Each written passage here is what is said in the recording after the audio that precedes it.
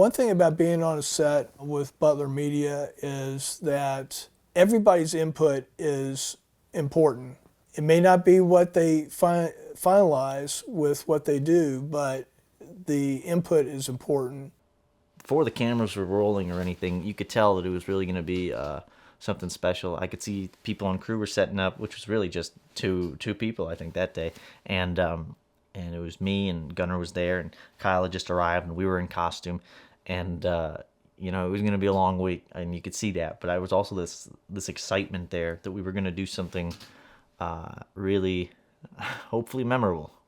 Hopefully memorable. To have a dry spot, Do we have towels? Dude, we have to sit somewhere. Be really close again. Oh, it's set up.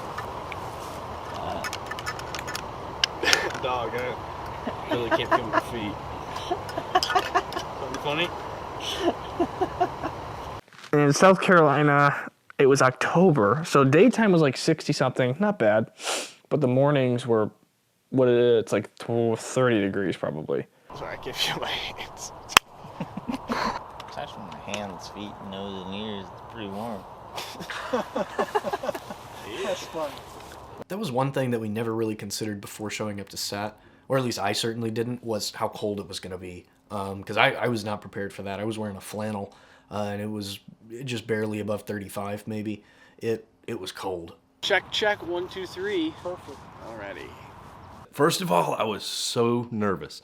I come rolling up, had a hard time finding the place, and then I arrive. I'm in this jalopy of a pickup truck that I used to drive. It was a 1991 square box Chevrolet pickup that only the passenger door worked. So I literally have to slide across the bench seat and crawl out the passenger door, and I begin looking for everyone. I find no one. I only see the glow of a light up on the hill, and I can assume that everyone's up there shooting. I kind of slipped into the shadows, and I watched for a few minutes, and I started becoming more acclimated and more comfortable from that point on. But a lot of nerves on day one. It was really cool when we actually got out there, and Kyle was there, and Gunnar and I had just finished the scene, and we were like, first scene's wrapped. We're done. I'll wipe the old... Probably the biggest challenge for me was the quick turnaround time of it. There were only 5 filming days to cover a ton of material. And so we had to quickly build relationships, mainly with Kyle, who I don't know. I know Gunnar.